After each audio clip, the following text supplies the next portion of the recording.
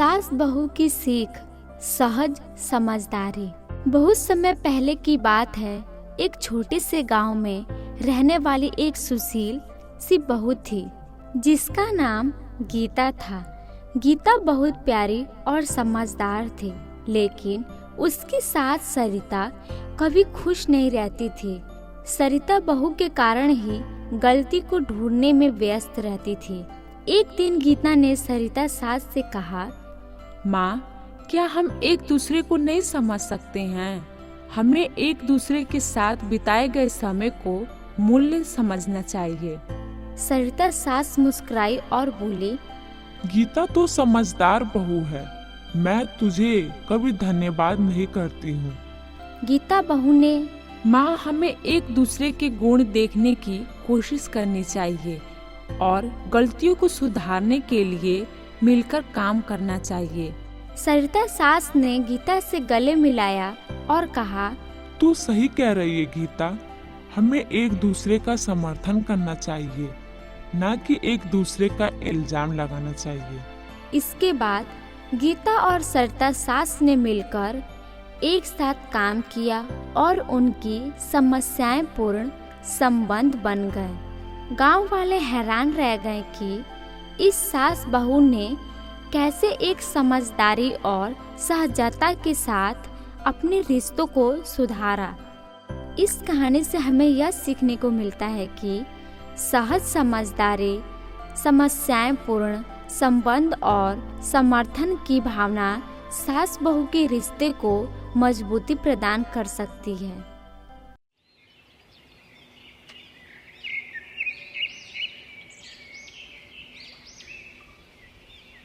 एक समय की बात है। गांव में एक गरीब परिवार रहता था। परिवार में माता पिता और उनके 2 बच्चे रहते थे, एक बेटा और एक बेटी। गरीबी के बावजूद इस परिवार में एक खास बात थी। वह लोग हमेशा खुश रहते थे और एक दूसरे के साथ मिलजुल कर जीते थे। बच्चों का नाम राजा और सीता था। राजा बड़ा होकर एक अच्छा व्यापारी बनना चाहता था, जबकि सीता एक शिक्षिका बनना चाहती थी। गरीबी के कारण उन्हें अच्छी शिक्षा प्राप्त नहीं हो पा रही थी, लेकिन उन्होंने हमेशा से मेहनत और समर्पण के साथ पढ़ाई की। एक दिन गांव में एक साहूकार आया।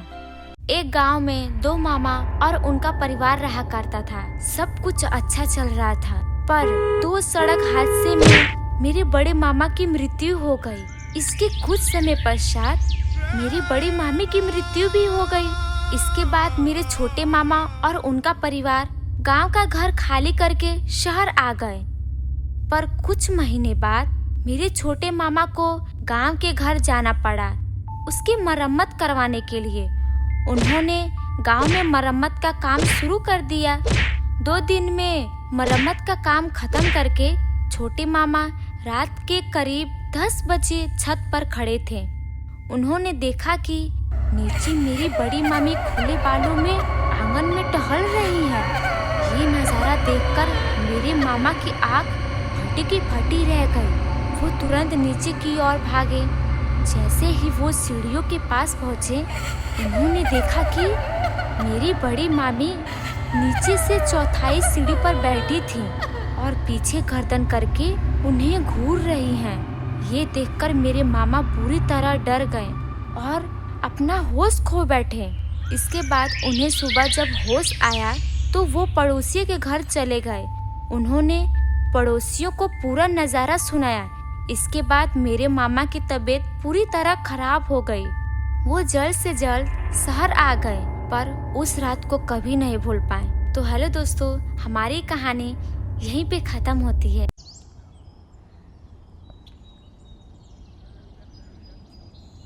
शहर में एक आदमी रहता था। उसकी एक इकलौती बेटी थी जो बहुत संस्कारी और सुशील थी। एक दिन पिताजी बोले, बेटी, भगवान ने हमें सब कुछ दिया है, मैं आपसे कुछ कहना चाहता हूँ। बेटी बोली, जी पिताजी बोलिए, आप क्या कहना चाहते हैं? पिताजी बोलते हैं, बेटा, मैं तुम्हारी शादी कराना चाहता हूँ और न जाने मैं कब रहूं या ना रहूं, इसीलिए एक सुंदर सा रिश्ता ढूंढा हूँ। बेटी बोली, जैसी आपकी इच्छा, लेकिन हमारे जाने के बाद आप अच्छे से रहिएगा। फिर वह उसकी शादी करा देता है। जब वह अपने ससुराल जाती है, शहर के मॉडर्न कपड़े पहनकर अपनी सास के पास जाती है और उसका पैर छूती है। हे राम, ये आधे अधूरे कपड़े पहनकर तुम मेरे सामने आशीर्वाद लेने के लिए आई हो? अरे गांव में मेरा बहुत नाम है, तुम्हारे वजह से मेरा नाम खराब हो जाएगा। बहू बोली, माँ जी, छोटे कपड़े से कोई बेशर्म नहीं होता। संस्कार तो इंसान के व्यवहार में होता है। सास बोली, अच्छा, जुबान तो तुम्हारा बहुत अच्छा ही चलता है। अरे हमारे यहाँ शादी के बाद बहुएं साड़ी पहनकर रसोई में खाना बनाती हैं, और तुम क्या पहनकर आ गई? बहू बोली, माँ जी, मैं अपने तरफ से पूरी कोशिश करूँगी कि मैं आपका दिल जीत पाऊँ। आप टेंशन मत लीजिए, आपको टेंशन लेने की कोई जरूरत नहीं है। मेरे रहते हुए आपके नाम को कोई बदनाम नहीं करेगा, भले ही मैं शहर की हूँ। सास बोली, फिलहाल के लिए मेरे आँखों से ओझल हो जाओ, मैं तुमको इस कपड़े में देख नहीं पा रही हूँ। वह अपने कमरे में चली जाती है।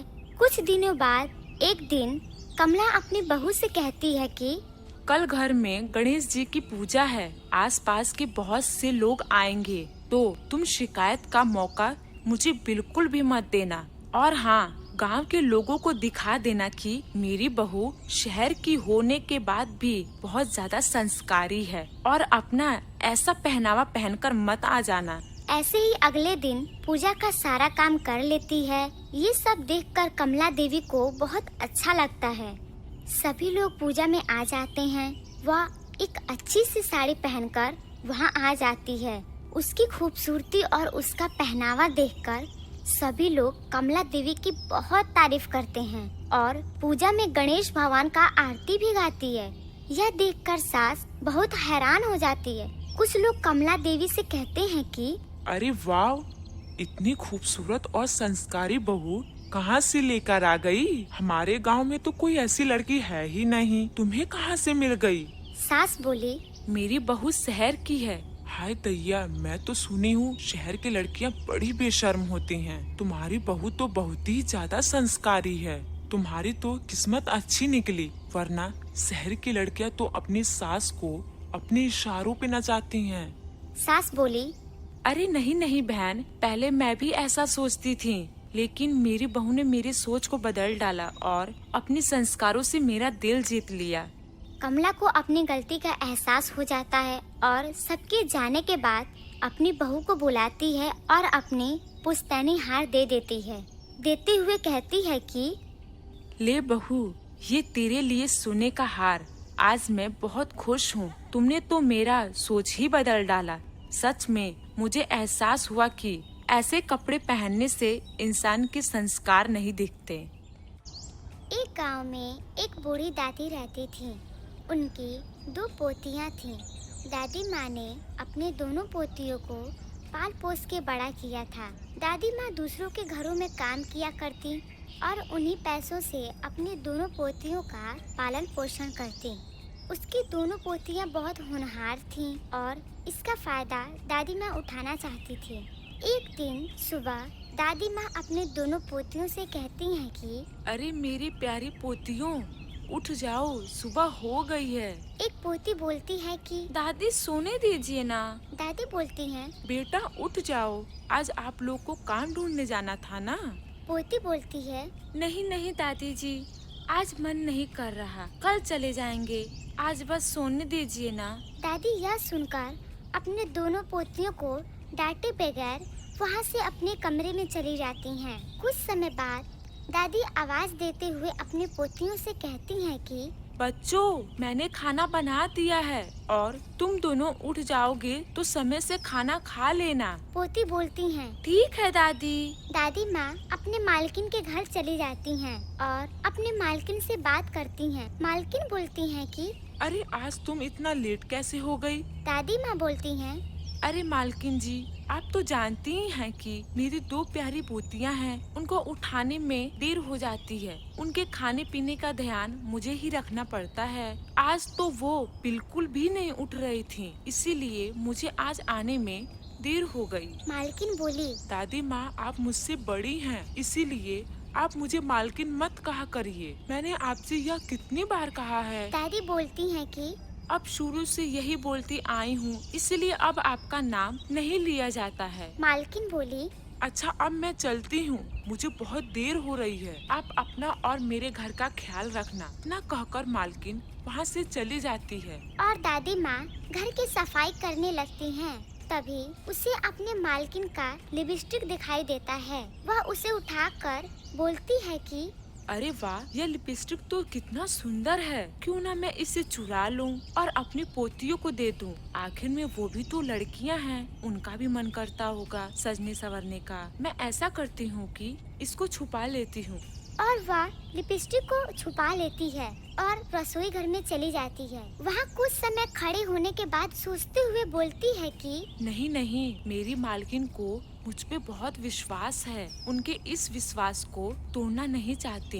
इतना सोचकर दादी माँ वहाँ से फिर अपने मालकिन के कमरे में चली जाती हैं। उस लिपस्टिक को उसे वहीं पर रख देती हैं। देखते हुए कहती हैं कि जब मालकिन आएंगी तो मैं उनसे मांग लूंगी। और वहाँ से चली जाती है। जब शाम होती है तो मालकिन अपनी एक दोस्त के साथ घर आती हैं। वह दोनों बैठकर बातें करती रहती हैं। तभी वहाँ दादी माँ आ जाती हैं। अपने मालकिन से कहती हैं कि मालकिन, मुझे आपसे एक चीज चाहिए। मालकिन बोलती हैं, हाँ हाँ कहो। दादी माँ बोलती हैं, मालकिन, मुझे आपकी वह लिपस्टिक बहुत अच्छी लगी। अगर आप मुझे मेरी पोतियों के लिए वो लिपस्टिक दे देती तो मुझे बहुत मेहरबानी रहती। मालकिन बोली।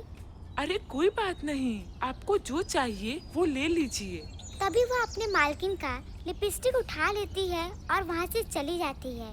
जिसके बाद मालकिन की दोस्त बोलती है, यार, ये कैसी नौकरानी पाल कर रखी है तू? एक नंबर की लालची है। मालकिन बोली, अरे नहीं नहीं, ये बहुत अच्छी हैं। ये तो मेरे पास 10 सालों से काम कर रही हैं और इनकी नियत मेरे घर को लेकर कभी भी खराब नहीं हुई है। सहेली बोली, अरे वाह, तब तो ये बड़ी ईमानदार हैं। तो फिर ये बूढ़े होने के बाद भी काम क्यों कर रही हैं? मालकिन बोली, क्या बताऊं यार, इनके बेटे और बहू को गुजरे काफी समय हो गए हैं और तभी से ये अपने 2 पोतियों का पालन पोषण कर रही हैं। इनकी पोतियां कितनी बड़ी हैं? दोनों बड़ी हैं। क्यों ना इनकी पोतियों को हम अपने ऑफिस में काम दिलवा दें? Well idea. इस तरह दोनों बात करके सो जाती हैं। तो दूसरी तरफ दादी जब अपने घर पहुंचती हैं, तो वह अपनी पोतियों से कहती हैं कि बेटा, ये देखो मैंने तुम्हारे लिए क्या ले आया। दोनों देखकर सो जाती हैं। कुछ दिनों के बाद दादी बहुत बीमार पड़ जाती हैं और बोलती हैं कि बच्चों, अब मैं बीमार हो गई हूँ। तुम दोनों बाहर क्यों नहीं जाती काम करने के लिए? अगर तुम लोग बाहर जाती तो मेरा थोड़ा मदद हो जाता। बड़ी पोती बोलती है, दादी, हमें नौकरी कौन देगा? और अभी तो हमारी पूरी पढ़ाई भी नहीं हुई है। दूसरी पोती बोलती है, अरे दादी, आप सही बोल रही हैं। दीदी, हमें दादी की ऐसी अवस्था में उनकी मदद करनी चाहिए। यह सुनकर उसकी बड़ी बहन बोलती है, हाँ दादी जी, अब हम दोनों बाहर जाकर एक अच्छी सी नौकरी ढूंढेंगे और मन लगाकर काम करेंगे। तभी उसकी मालकिन अपनी सहेली के साथ वहाँ आ जाती है। बोलती है, आप लोगों की बातें सुनकर हमने अपने कंपनी में इन लोग को काम देने का फैसला किया है। यह सोचकर दादी माँ बहुत खुश हो जाती हैं।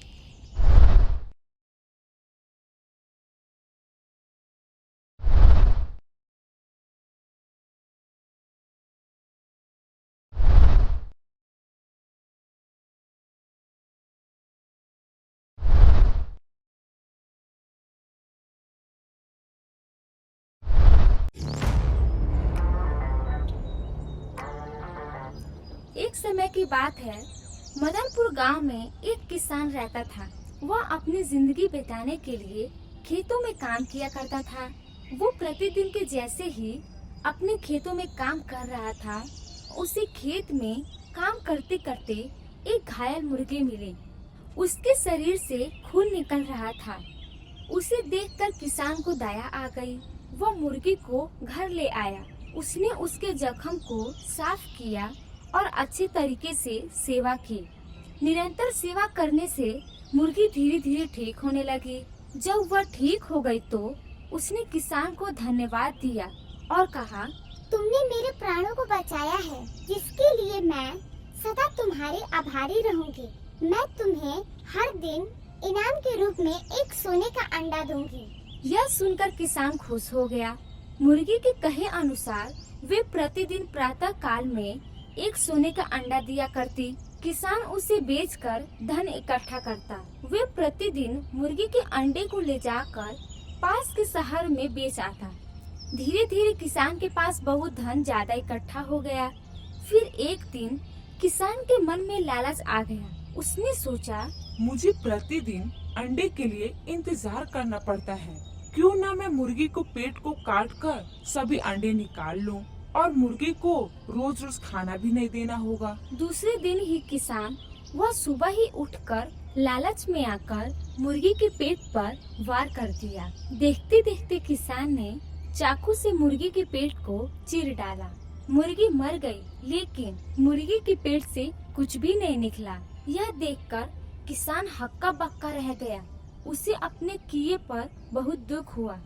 दोस्तों, हमें इस कहानी से ये सीख मिलती है कि हमें लालच नहीं करना चाहिए। लालच में आकर हम जो करते हैं उससे लाभ नहीं होता, पर हानि जरूर होता है।